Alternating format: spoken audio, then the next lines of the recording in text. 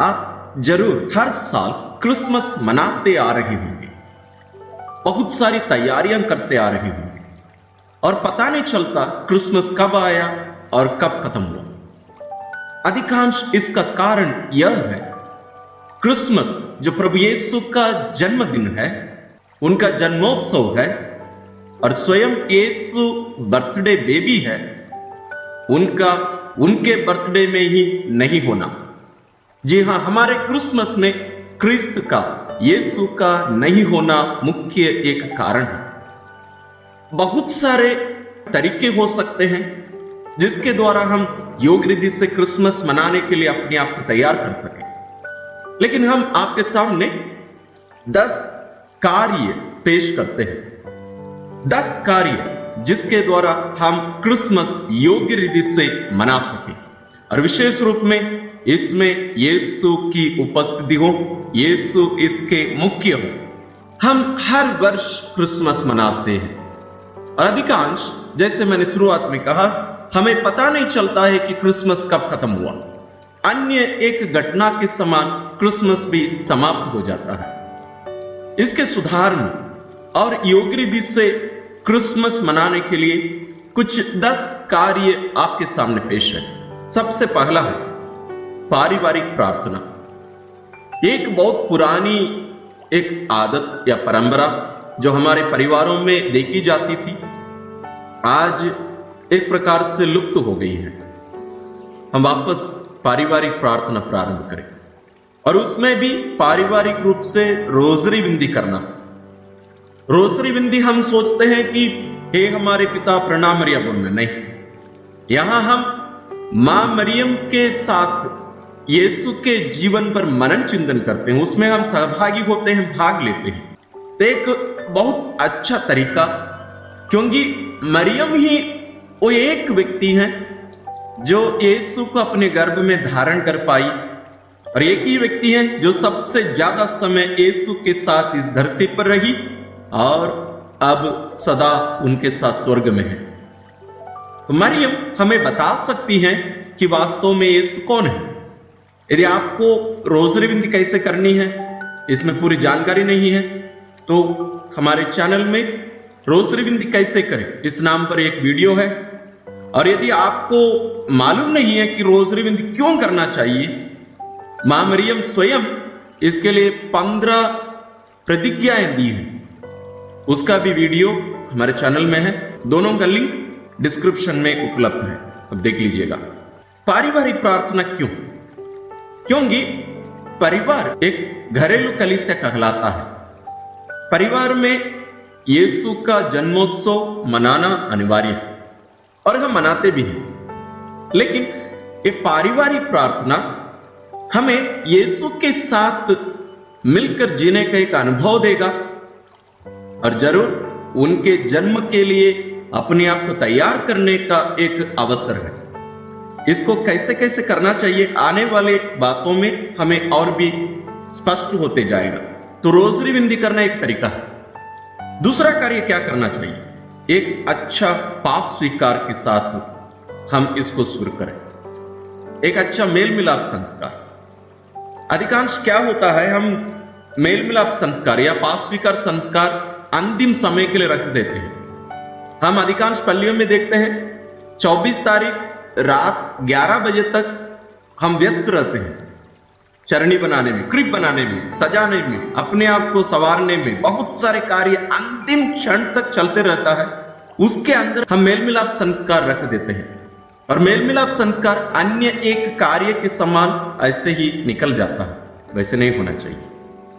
हमें पूर्ण रूप से योग रीति से भाग लेने के लिए, प्रभु यीशु के जन्मोत्सव मनाने के लिए हमें मेल मिलाप संस्कार में भाग लेना यानी पाप स्वीकार करना अनिवार्य है। एक अच्छा पाप स्वीकार करिए ताकि शुरू से ही हम उस दया की स्थिति में, ईश्वर की कृपा की स्थिति में हम रहने पाए।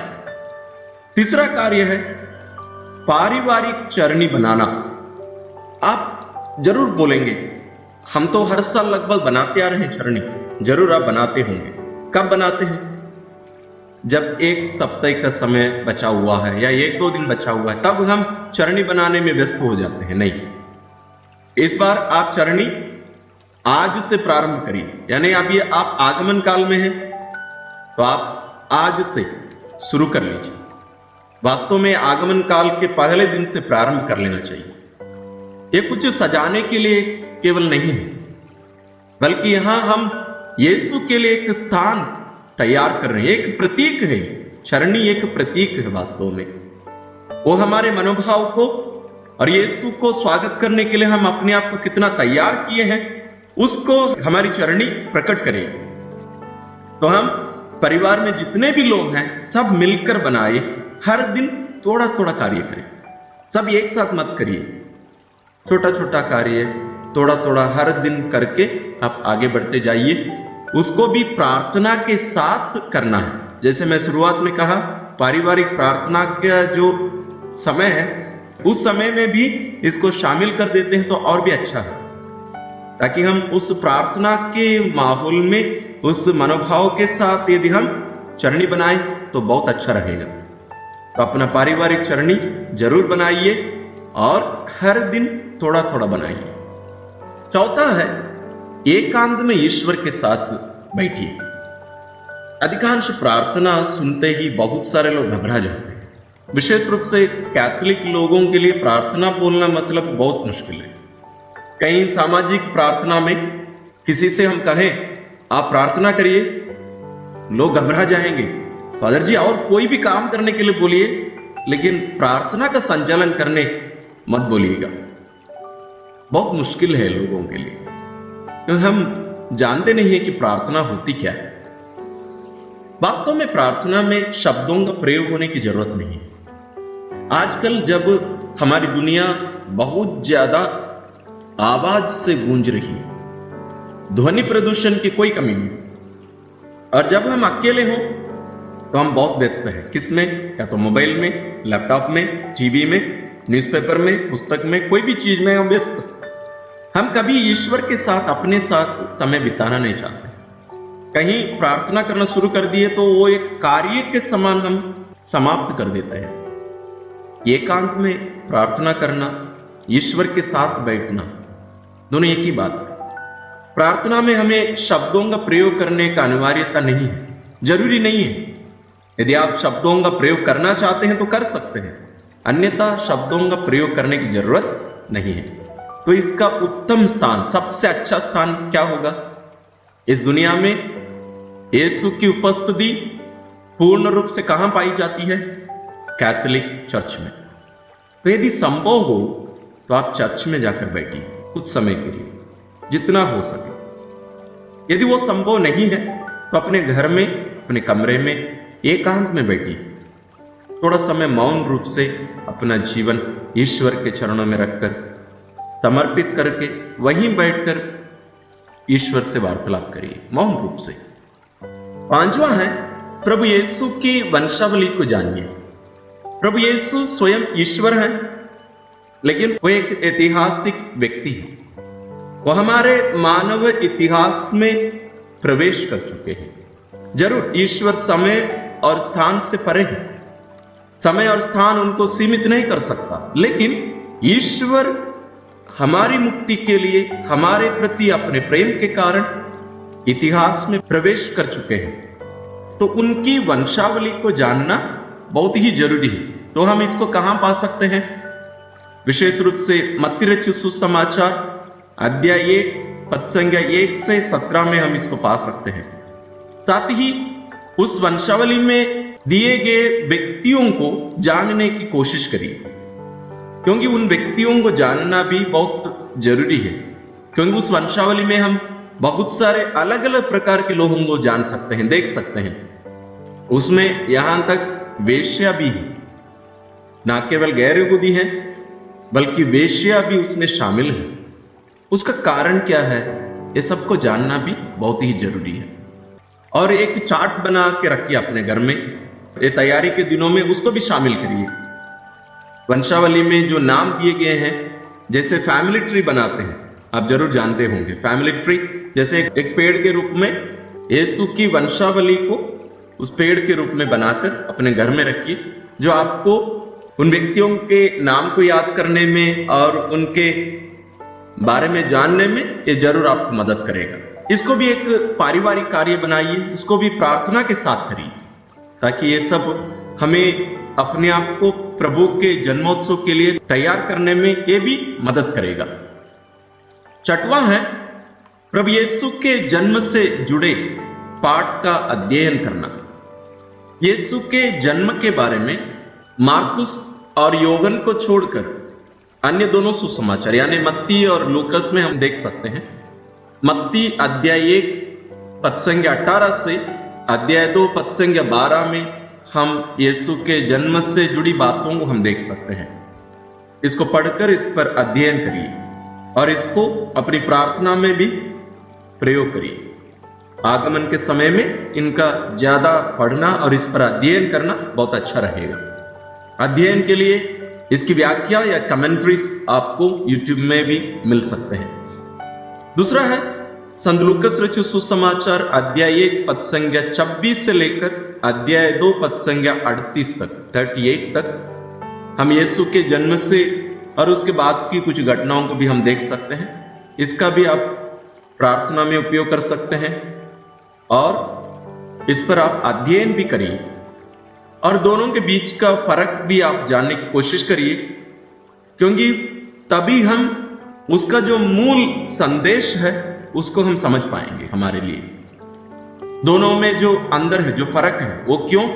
क्योंकि मत्ती लिखे यहूदियों के लिए, लूकस लिखे गैर यहूदियों के लिए, इसलिए दोनों के जो संदेश लिखने के जो तरीका है उसमें फर्क है, लेकिन उसको हमें उनकी दृष्टिकोण से समझना जरूरी है। संत योगन जरूर यीशु के जन्म के बारे में नहीं लिखते हैं, लेकिन यीशु के वास्तविकता के बारे में, यीशु वास्तव में कौन है इसके बारे में वो जरूर हमें बताते हैं। योगन अध्याय 1 पद संख्या 1 से लेकर 18 तक जो पाठ है आप उस पर अध्ययन करिए, क्योंकि यीशु हमारे समान एक साधारण मनुष्य नहीं है। उनकी उपस्थिति हमेशा रही है, वो हमेशा अस्तित्व में रहे हैं। वो ईश्वरीय व्यक्ति है, वो मानव व्यक्ति नहीं है। ते उनका शरीर धारण है, मरियम से शरीर धारण करते हैं। हमसे वो अलग है लेकिन हमारे समान है। इन सब का अर्थ हम हमारे चैनल में बहुत सारे वीडियोस के द्वारा हम समझाने की कोशिश किए हैं। आप जरूर उन वीडियोस को देख सकते हैं ताकि वो आपको स्पष्ट हो जाए कि यीशु वास्तव में कौन है। सातवां है गरीबों की मदद करिए। हम बहुत सारे लोगों की मदद नहीं कर सकते हैं। संत मदर तेरेसा कहा करती थी, हमारी मदद, हमारा कार्य समुद्र के एक बूंद के समान है, लेकिन यदि हम हमारा कार्य ना करें तो समुद्र में वो बूंद कम हो जाएगा। एक उदाहरण के लिए आप अपने घर के आसपास के कोई एक बच्चे को चुनिए, उनके लिए आप एक नया कपड़ा खरीद के दे दीजिए, या एक परिवार को चुनिए, यदि आप सक्षम हैं तो उस परिवार के लोगों के लिए कपड़ा की जरूरत नहीं, कम से कम कुछ खाने के लिए कुछ आप खरीद के दीजिए जो अपने दैनिक जीवन में उन लोग प्रयोग कर सके। ये हमें क्रिसमस को योग्य रीति से मनाने में हमारी मदद करेगा। कैसे? जब हम उनको कुछ दे रहे हैं, उनके जीवन में जो खुशी और आनंद हम ला रहे हैं वो हमारे जीवन में दिखने लगेगा। तो इसको आप जरूर करने की कोशिश करिए, इसको भी जरूर आप शामिल करिएगा। आठवां है मिठाई बनाकर पड़ोसियों के साथ बांटिए। हम अधिकांश दिवाली और अन्य बड़े बड़े त्योहारों में देखते हैं हमारे पड़ोसी मिठाई बनाकर आपस में बांटते हैं, या हमें भी देते हैं, या शायद हम भी बनाकर दूसरों को बांटते हैं। मैं बहुत सारे जगहों पर देखा हूं। इस बार आप क्रिसमस के समय अपने घर में मिठाई बनाइए। कुछ भी आप जो भी बनाते हैं अपने क्षेत्र के, अपने घर, अपने परंपरा के अनुसार अपने घर में जो भी मिठाई बनाते हैं आप बनाइए और आप अपने पड़ोसियों के साथ बांटिए, खुशी बांटिए। अपने बच्चों के साथ जाइए, उनको जाकर थोड़ा सा दीजिए और उनको विश करके आइए। उन्हें यीशु के जन्मोत्सव की शुभकामनाएं दीजिए। और यदि संभव हो तो आप थोड़ा सा एक छोटी सी प्रार्थना यदि प्रकट रूप से कर सकते हैं तो अच्छी बात है।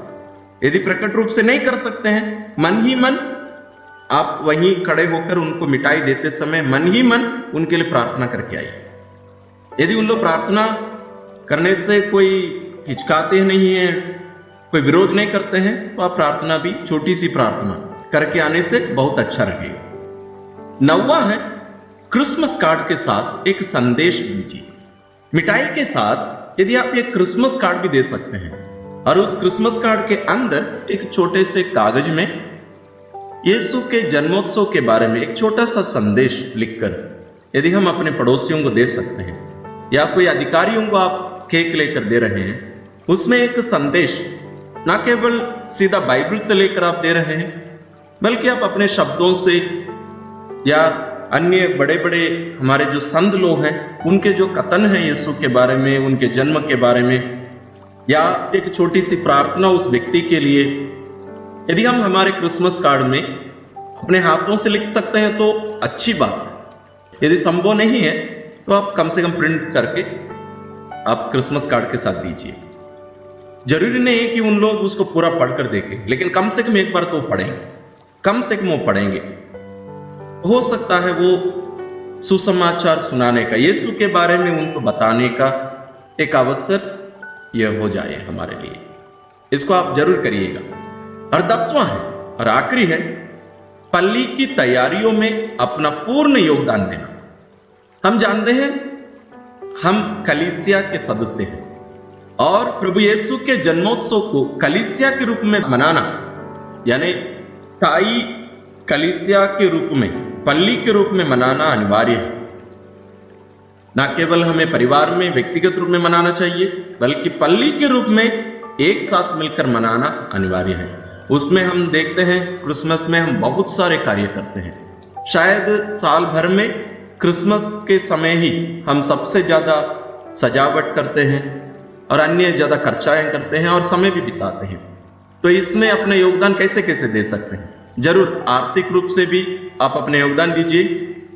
उसके साथ साथ स्वयं आप उपस्थित होने की कोशिश करिए। साफ सफाई में, चरनी के सजावट में, तोरण लगाने में, लाइट लगाने में, स्टार लगाने में, और जरूर कैरल सिंगिंग है आपकी पल्ली में, आप जरूर उसमें सहभागी हुई, क्योंकि वो ये सब माध्यम है जिसके द्वारा हम यीशु के जन्म का संदेश और खुशी हम दूसरों के साथ बांटते हैं।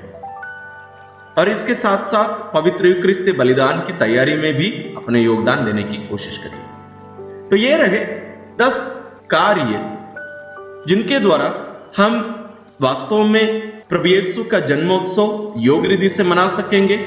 और ये अन्य एक घटना के समान इस साल भी नहीं बीतेगा, बल्कि ये हमारे जीवन में जरूर एक परिवर्तन लाएगा। विशेष क्रिसमस होगा इस बार का। अब जरूर इसको करने की कोशिश करिए। और मैं नहीं सोचता है कि इतने ही कार्य या तरीका है, और भी बहुत सारे हो सकते हैं, लेकिन मैं इतना ही आपके सामने पेश करना चाह रहा था। और मैं चाहूंगा कि आप स्वयं जो सोच रहे हैं इनके साथ साथ और जो कुछ हम कर सकते हैं उसको आप जरूर कमेंट्स में लिखिए। तो अगली बार हम जब भी इसके बारे में वीडियोस बनाएंगे हम उसको शामिल करेंगे। और इन सब के साथ एक महत्वपूर्ण बात को ध्यान में रखिए जो मैं शुरुआत में आपसे कहा था। हम किसका जन्मोत्सव मना रहे हैं? स्वयं यीशु का। तो हम इस बात पर पूर्ण ध्यान दें कि हमारे क्रिसमस में जरूर यीशु हों और वो भी मुख्य स्थान उन्हें प्राप्त हो। हम हमारे इस व्यस्ततम कार्य में, सजाने में, अन्य सभी कार्य करने में यीशु को ना भूल जाए। उनको मुख्य प्रथम स्थान हमारे इन हर कार्य में हम दें, ताकि हमारे क्रिसमस यीशु के साथ मनाकर ईश्वर का आनंद, ईश्वर का प्रेम, ईश्वर की शांति और जो कुछ बालक यीशु हमारे लिए स्वर्ग से लेकर आए हैं उन सबका हम विशेष रूप से क्रिसमस के समय अनुभव करके आनंद के साथ क्रिसमस मना सके। ईश्वर आप सबको आशीर्वाद प्रदान करें।